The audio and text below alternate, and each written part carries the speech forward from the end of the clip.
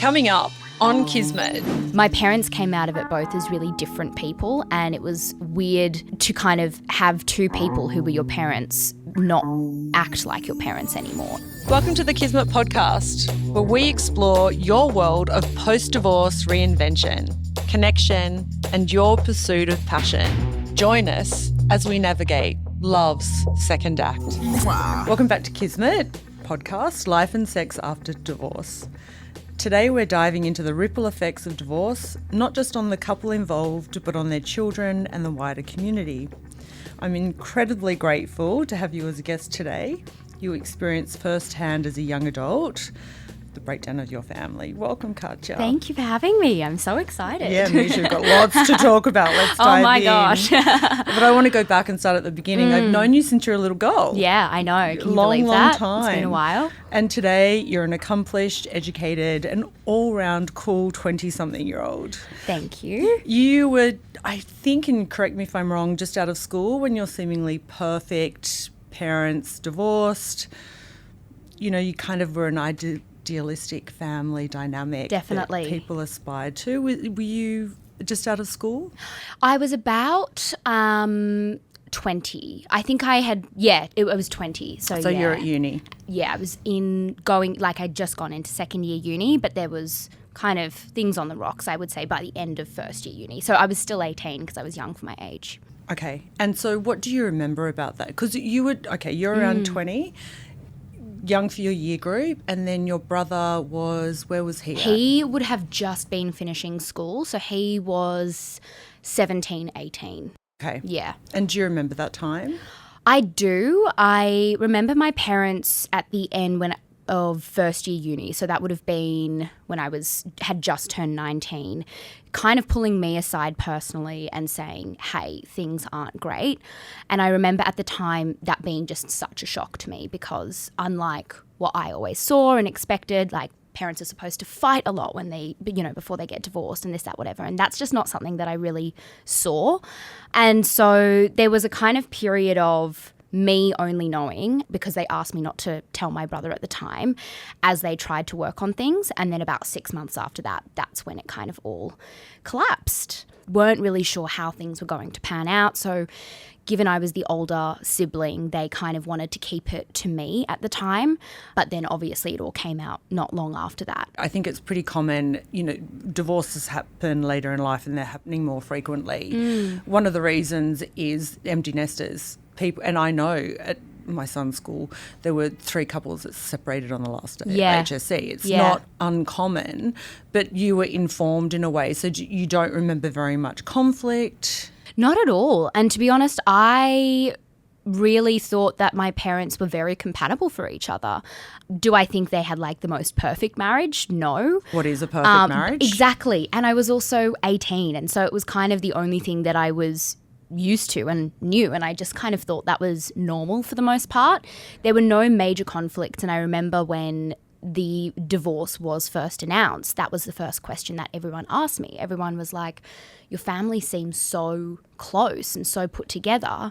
Was there just a lot of behind closed doors stuff? And there may have been, but I was definitely not behind that door at least. So it was really a shock to me and my brother. It was a shock when they first said to you, we're having conflict. You didn't realise there was conflict. And then when it eventually happened, had you hoped that they had worked on it and that it wouldn't happen? What was your thinking? So when they first kind of told me, interestingly, I had never had a panic attack or anything before, and I immediately now recognise that I had one. I was in such shock because that's huge. It was just not what I expected at all. And I think the trickiest thing about that time now looking back was I do think it was unfair that I wasn't allowed to tell anyone about it, not even my own brother. And so there was just I remember this fermenting secret that things were on the rocks, and I wasn't seeing a therapist or anyone at the time.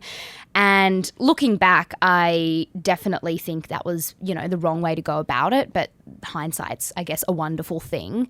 It's so difficult. Divorce is so difficult. Like, look, and in the sense having kids. Exactly. You're not given a manual. You're allowed to leave hospital and you've got this new person that you're responsible for. And I think divorce has so many emotions involved with it. You want to protect the kids, and there's a fine line with that. Protecting too much. Sounds like your parents tried to protect you in the conflict stakes. Exactly. And also that put you in a position of almost having to care for them, I'm guessing. Yeah, and I think those last few months. I can see why they didn't want me to tell him, and I think it was from that protection stance.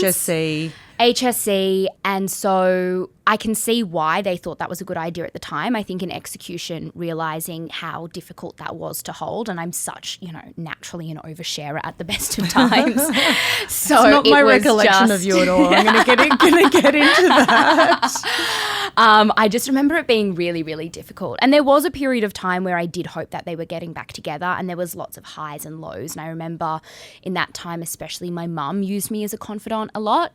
And there was part of me that wanted to know, because I have such a tendency to control things and want to help and kind of be part of it. And we can overthink if we don't know. Exactly. The fear of the unknown is just much kind of being in the family home, being like, is it good? Is it not? Is it getting better? Is it not? And then I think by the time that everything really did kind of end, no, it was actually a complete shock.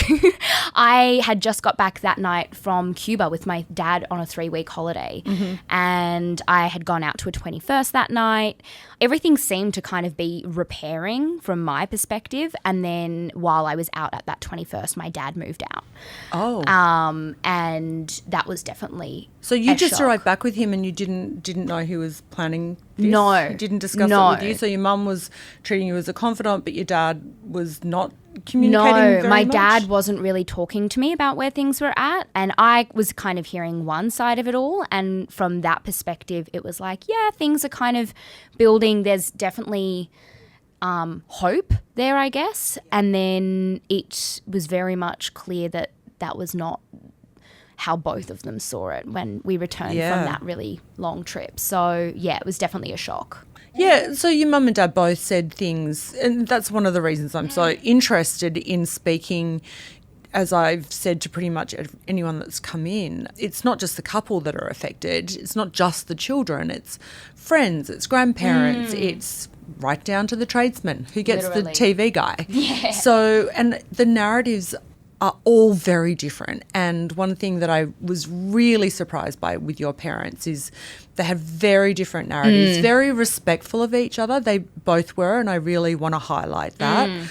Both very respectful, just make sure that the other one is okay with sharing this and hearing this.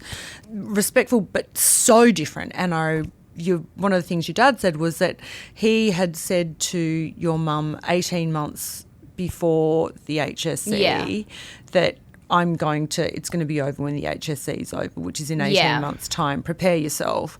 And then that they never had a conversation again about that. And Well, my dad has told me that as well. And I guess even if that is true, like I wasn't there for that, obviously, conversation, but we were in Cuba together and he was sending her flowers for Valentine's Day, for Mother's Day, being like, you're the love of my life. So, I think you can say those things, sure, and maybe that conversation happened once, but I think, there was then 18 months of maybe conflicting actions that then may have suggested that it wasn't like a done deal. I'm of the belief, I know that they were intimate with each other at times, there were things to suggest that there was definitely still an ongoing relationship. It's not like they were like, let's hold it together and just kind of sleep in separate rooms type of vibe. Yep. That wasn't... Which you hear as well. Yeah, which you definitely hear. That's not the impression I got. So I do know that my dad apparently said that, but I think if that's not followed up with anything else, then it probably still does come as a surprise. Like, okay, 18 months later, it's a mark. By the way, remember that conversation we had? I don't really agree with, how he thinks that played out in his head. Yeah, and as you were an outside, you weren't privy to that conversation. Yeah, and you were only a witness to your own experiences. Exactly. Going to Cuba with your dad, your mum and dad seemingly still having a relationship. So yeah, that completely makes sense. What a blindside for you. Yeah, I know.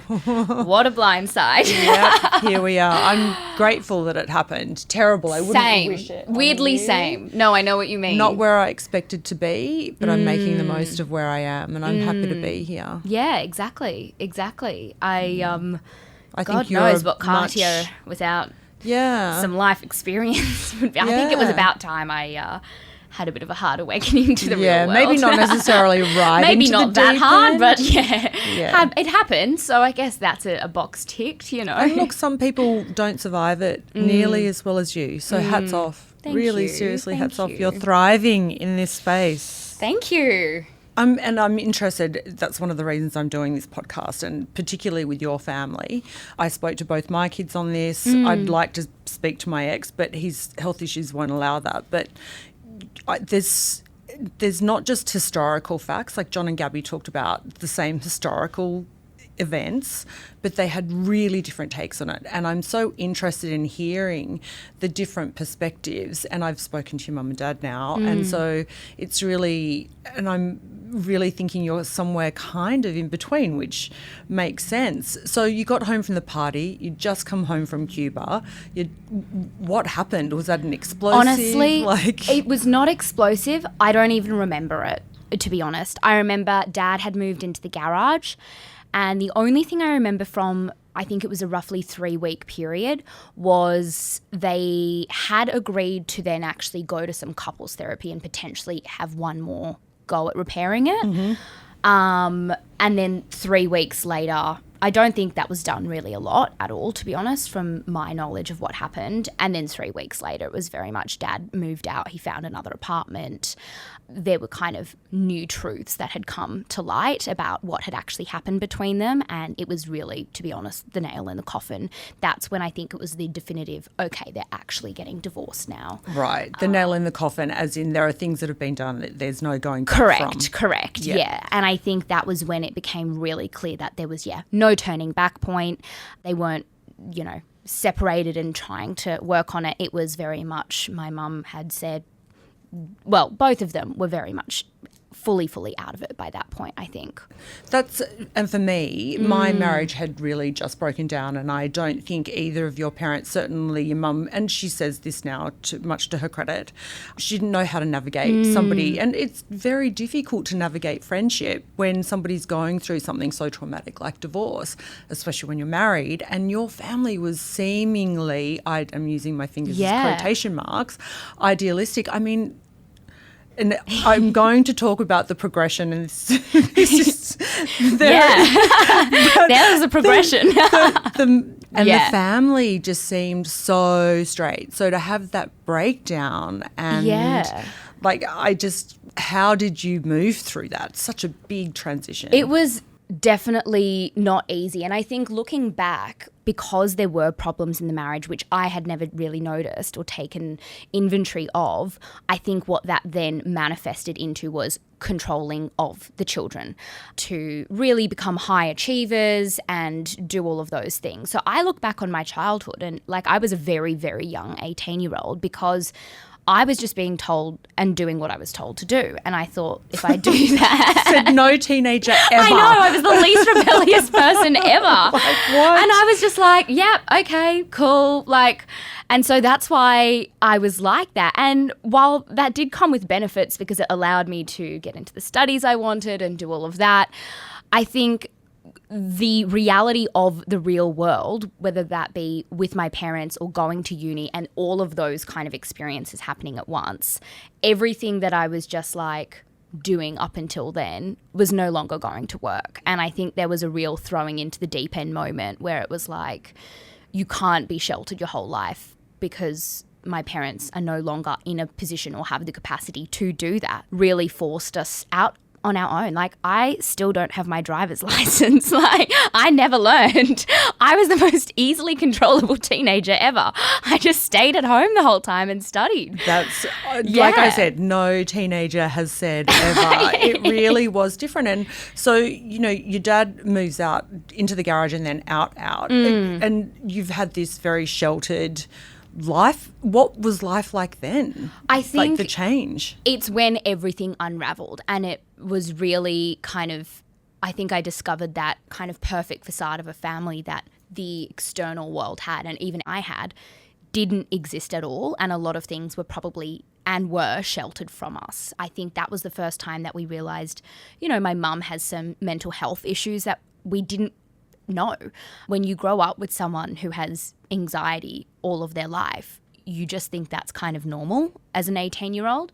And it wasn't until Dad left that I then had to be the ones to start managing that and picking up the pieces, especially in time of just like such catastrophe, because Mum wasn't okay. And so it was very much quickly this, I had been tiger parented all of my life, to actually having to become the parent for my mum, to look after her and make sure that she was okay, because she wasn't. And so I think very, very quickly that kind of throwing into the deep end moment just meant that we had to grow up super, super fast. And part of that was probably necessary to happen, I think. But it was a rude awakening, that was for sure. Massive. Yeah. And so you're at home, you and your brother are at home with your mum, and your dad's moved out. How do you communicate with him at that time? Because obviously there's a lot going on at home. Yeah. My brother was better at managing and I guess pleasing both sides, but neither of us agreed with how Dad went about the end of the divorce. It was messy. We didn't agree with some things that he'd done, and I remember being so upset because I'd just come back from this amazing trip with him, and I felt like it was a really beautiful father-daughter bonding moment. And then there were things that were uncovered that I remember just saying to him the night like he left, the night that he moved into the garage, like, I don't even know you. Like, this is not my dad that I know. I don't recognize this person because my dad wouldn't do those things. And so there was a pretty long period of time where we basically didn't talk. And the only times that we did was when I was kind of roped into a fortnightly dinner with him and my brother, and I would just sit there and just not engage. I fully shut down.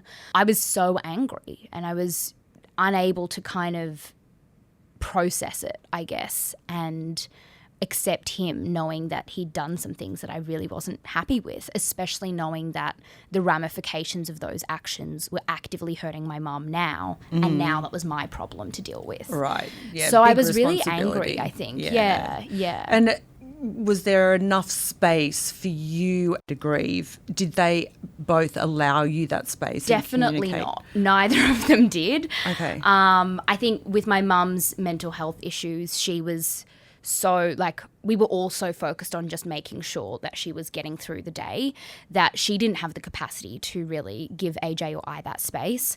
My dad to this day still maintains that he doesn't understand how the divorce actively impacts my brother or myself. And that's just something that we've had to, over time, agree to disagree on. And that's what made it so frustrating at the time, because he didn't give us that space because he didn't think that there was space to be given, I guess.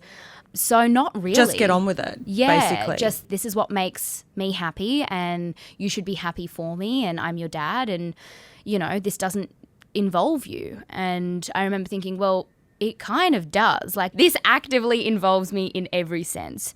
And I remember, while I didn't want to go to my dad's at the time, every time that we kind of did inevitably have to, then my mum would be at home on her own beside herself, and there would be like this guilt associated from that. And she would put that guilt on us because she felt like we were picking his side even when we spent a moment of time with him. We're talking about, you really were blindsided. And I think, your mum mentions that, alludes to it, and your dad actually mentions the word blindside. And he said one of the things that was very difficult to him, we're talking about communication, that you said to him something along the lines of, "You are not the man I thought you were." Yeah. Which you kind of said that was at the very beginning when he moved into the garage. I don't even know who you are anymore, which is what you said earlier. Yeah. And so do you remember that conversation? And do you remember him feeling emotional in any way about that? What was his response? Yeah, I remember him being very, quiet that night, and my brother and I were just, from memory, furious, and that's why I said those things. And at the time, that's how I felt. So it's not like it was even said to just, have something land. Like, I did feel that way. I think he was really upset over the incoming few months after that I had more or less completely pulled back. Personally, I, to this day, don't really see how he was the victim in that. And I know that would have been upsetting for him. And I see how it can be upsetting for him. But it was so incredibly hurtful at the time that I didn't feel sorry, you know.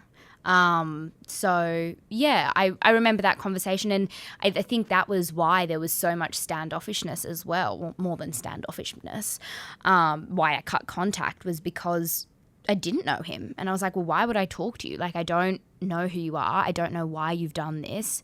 You've hurt my mum. You've hurt my brother. You've hurt me. I'm having to deal with so much stuff in the aftermath now. Like, I was angry.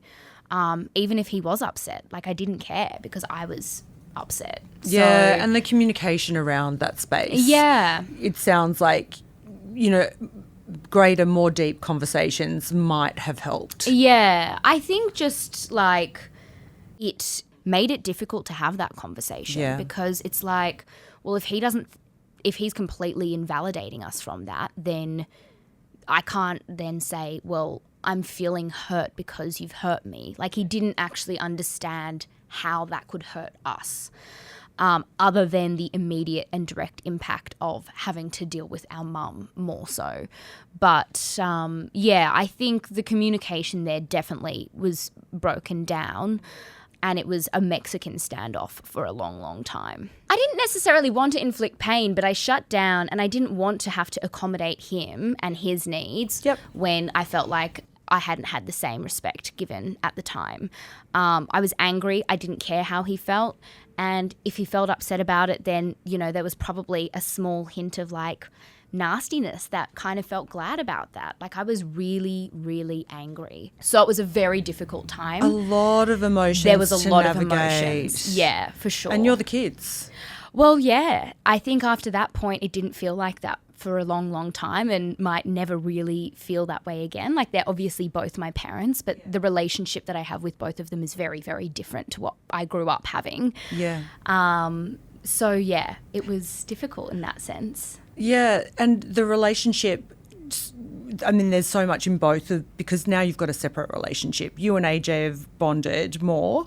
You've got a separate relationship with your mum and a separate relationship with your dad. Yeah. And it sounds like they both went through a lot of turmoil, one acknowledging and the other not necessarily so much. And so how did you helped your mum, and then with your dad, how did you end up repairing? Because I know that you are, you know, with your, I mean, I just saw you in his bridal party. Yeah.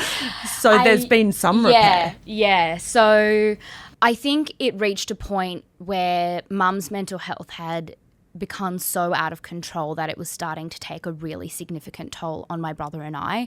And at the same time, I had a full course load of law at UNSW. Like, I was working a lot. And so I remember there was a particular evening where things just spun out of control with my mum and one of her friends, and it just sent me into an absolute spiral. And I, at that point, had refused to talk to my dad, refused to engage.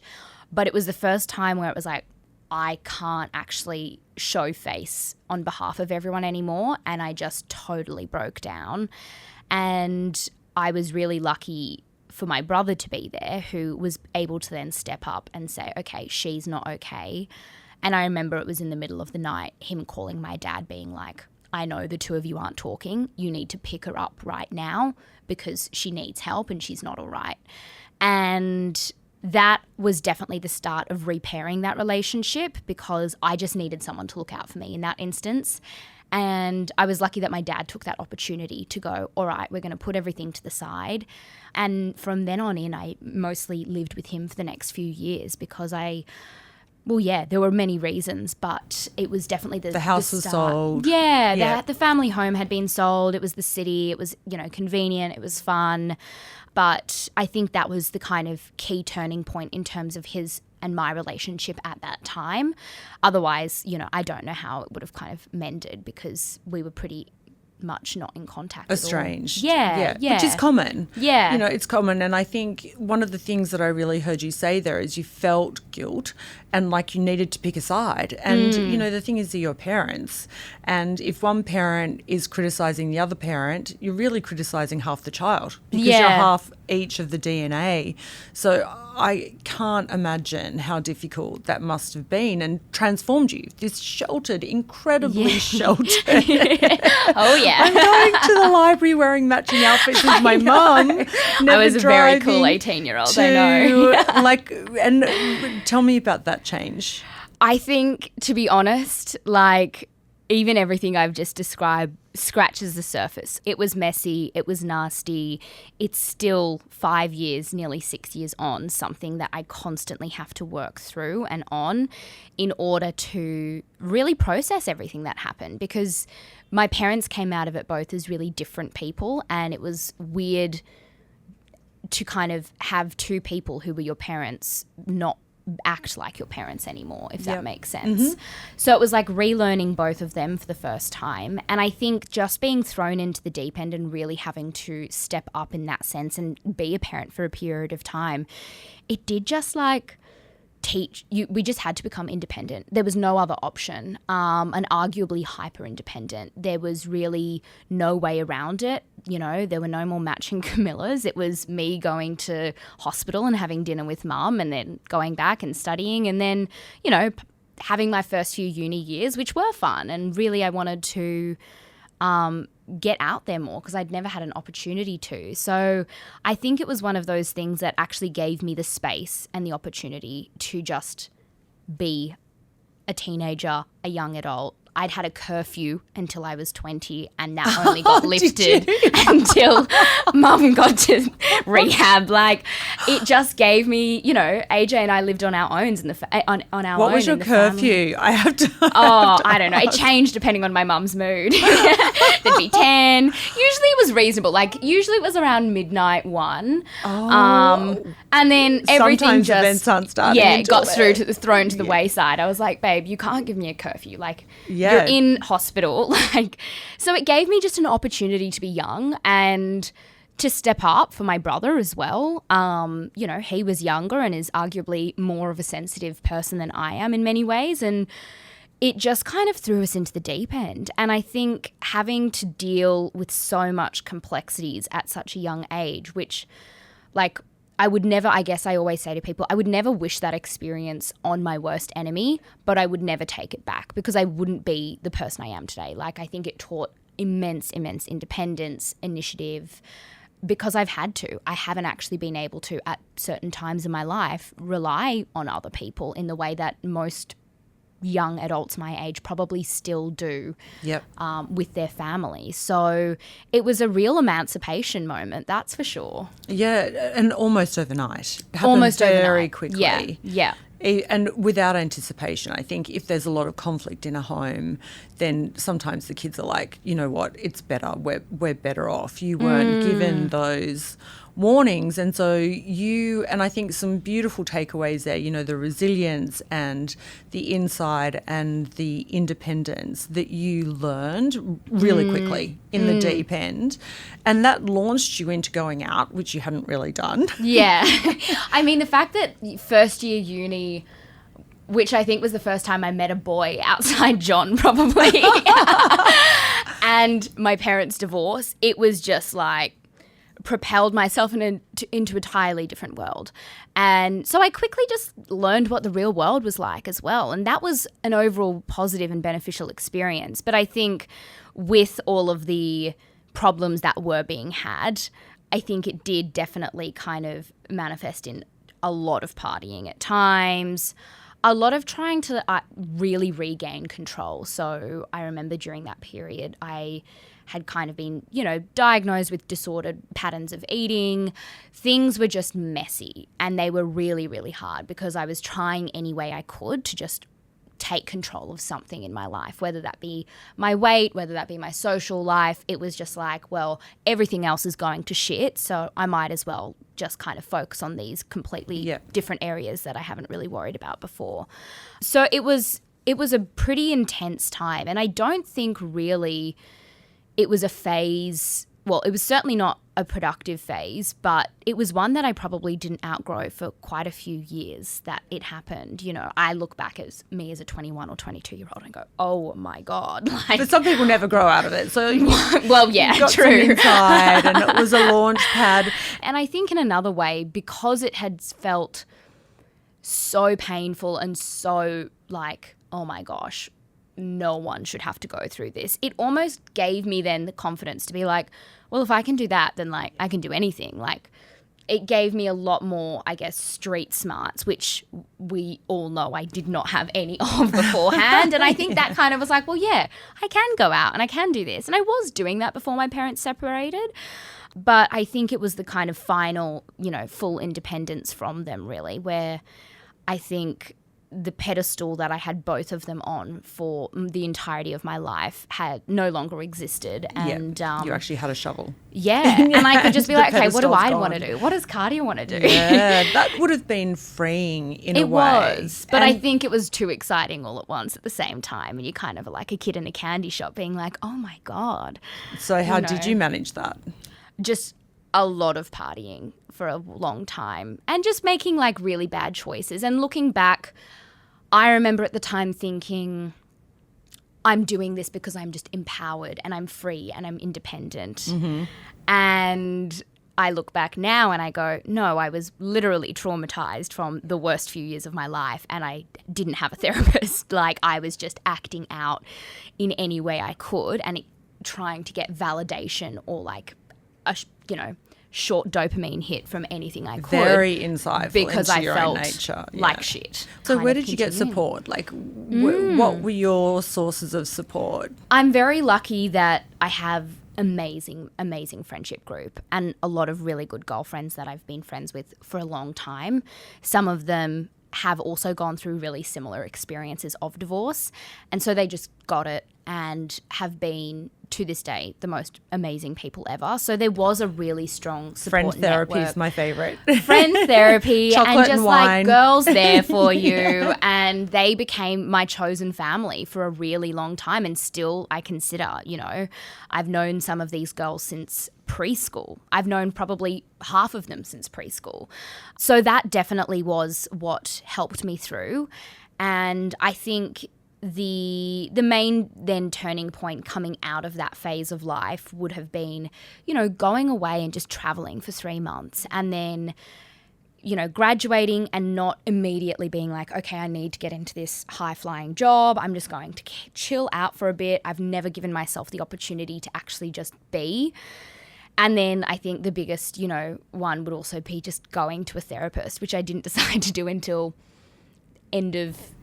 start of last year, sorry. Okay. So it's been like a year and I think that really helped too. It has, yeah. That's a great takeaway. And I think you went from saying you were quite protected and, quite young to being very mature. Like this shows so much insight and, to the point where, you're witnessing all kinds of things with your parents. Some of them you maybe do or don't want to. And then you're seeing them date too, right? Yeah. So how was that for you? Weird. And I think for both parents, weird for different reasons. Dad dated quite a lot straight away. And because we were living with him, it felt like a tenancy arrangement a large part of the time that we lived with him. He dated some really interesting people. There's an eye roll kind of just then. There's a small eye roll. Do you have words for that? Yeah, there's a small eye roll. I love my dad and I did enjoy living with him, but especially at that time before he was dating, his now new wife. And I think that also probably enabled some of the just like bad decision making that I started making to kind of, whether it was used as an escape, as a means to control, it was a kind of oscillated between both. And I don't think there was really any, I all of a sudden went from being helicopter parented to no one asking anything. And, you get up to mischief and people just like allow it. And it was not crazy or anything that I was doing, wasn't shooting heroin in an alley. Jinx. But, it was just a lot racier of like a lifestyle than I'd ever led. And I don't think the environment that I was in with my dad was necessarily helping that either. Okay. So that could have like really been a runaway train. Yeah. But it's not because you're here. You're not mainlining. I moved out. Yeah. That was really positive.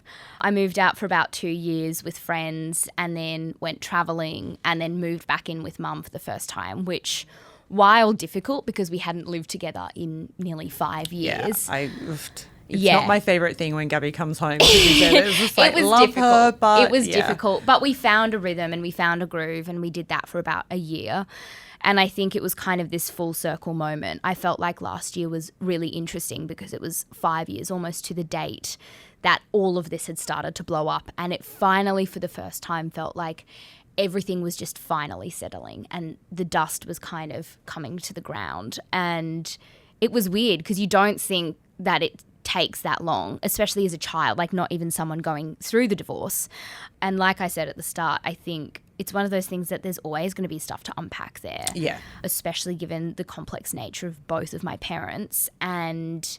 Well, people. All people are complex. Exactly, right? And when it first happens, I remember thinking, I'm not going to survive this. I actually literally thought that I wouldn't survive.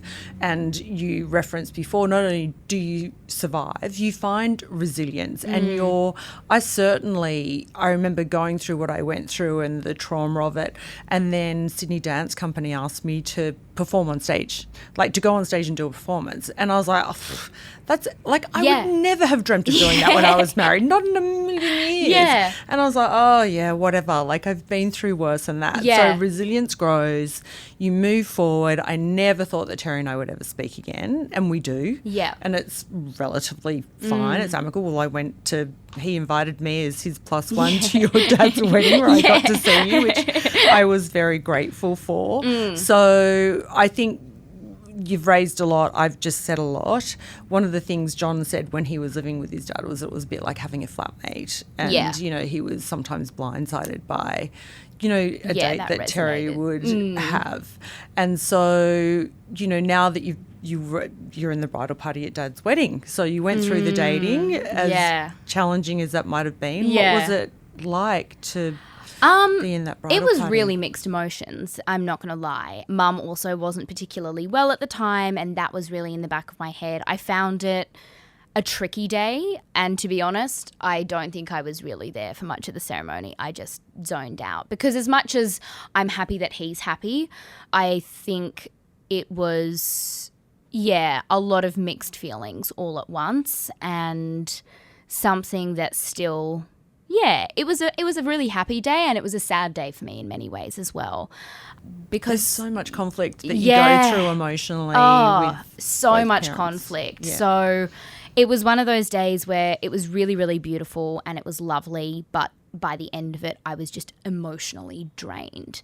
I think I took like a whole week off work and I just went to ground and was like, I just need a break. I just need to lie in the sun and have a moment, because that was a lot. And even the lead up to it as well. It was kind of like, because it was a big wedding and because it was a big deal. Yeah. Goodness me. It was like just... all power to them, but I'm just like... it just like took over everyone's lives for a red hot second. And frankly, I'm 26. Like, I'm happy for you. You do you. I just I don't have a lot of energy anymore to dedicate to lots of things. Yeah, that's great. And you're living your own life. And you've evolved so much. I imagine, and I it's a question, if your parents had stayed together, what would your life be like now? And tell us about what it is actually now. I think it would be different. I think this would have had to happen at some point. You have to kind of and I have a friend who is really similar to me and has a similar life, and still her parents are together. And sometimes I look at her and I go, this feels like one of those sliding doors moments. But, I also see her slowly but surely find her way. And it might have taken longer, but I think one way or another it was probably 30 bound or 40. to happen. Yeah, maybe, 60. Hopefully would happen. And look, like I said, I don't think even if it did happen, it would have been as extreme as it is. And I really resonate with what you said before about feeling like you can tackle anything, because as a 26-year-old, I've been able to take a lot more risks than a lot of people my age have, because I'm like, I've literally seen it all. Like, nothing will surprise me. Like, how about it? Bring it on. Try me. Like, I've seen it all. A person who, as you said, young, when you, even as a teenager, never swore, studied all the time, and now you host a podcast called So Fucking What? And I hear you drop fuck and I still go, oh my God, that's Kartya. I'm not around. I know. But it weirdly like gives you, I'm a big silver linings person, and I feel like it gives you this bizarre confidence, because I've had people say to me before, like, oh, you know, I don't want to hurt you. And I'm like, literally try. I'm sorry. Like, trust me, you're complimenting. Like, don't flatter yourself. Like, I've seen it all. I've been through it all.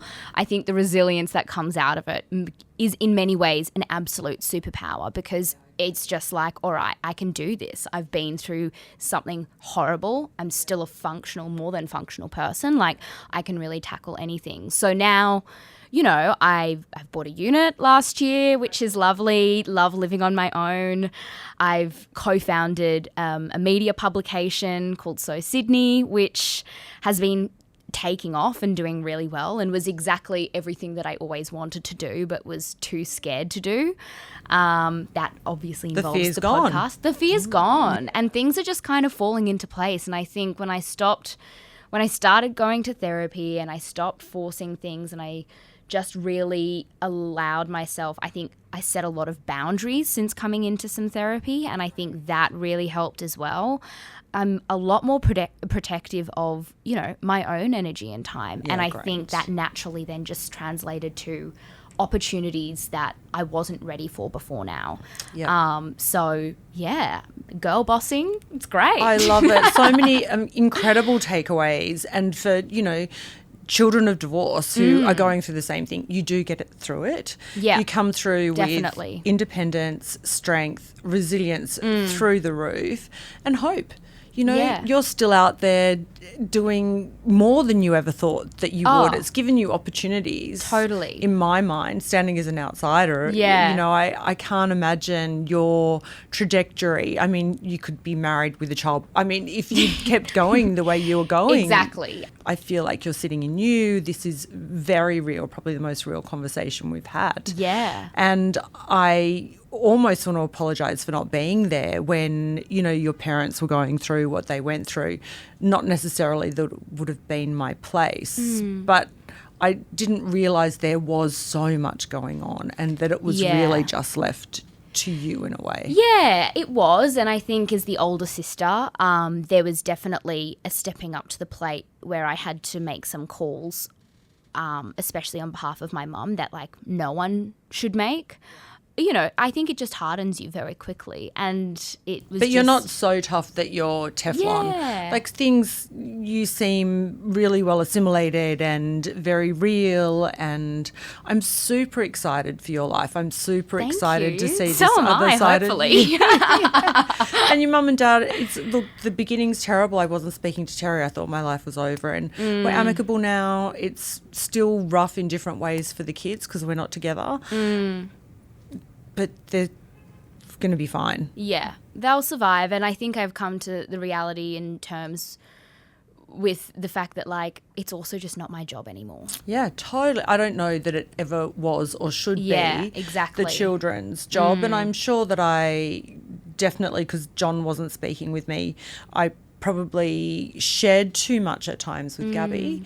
But I was very fortunate to have very close friends who allowed a landing place. So great to talk to you. Likewise. I'm so pleased you came to share what was very traumatic and a hurtful time. And you're through it. And I just applaud that. Thank you. Just everything that you share with us. lot. So insightful. I'm sure there's some massive takeaways. Oh, hopefully so. On the next episode of Kizmet. people and you go, yeah, actually, now that I think about it, that wasn't right. That's not something that I would have put up with, or that's not something that I would have let go without addressing specifically. Don't miss an episode. Hit subscribe where you're getting this. Follow our socials and ask any questions on my new website where we're building for like-minded people wanting to reconnect.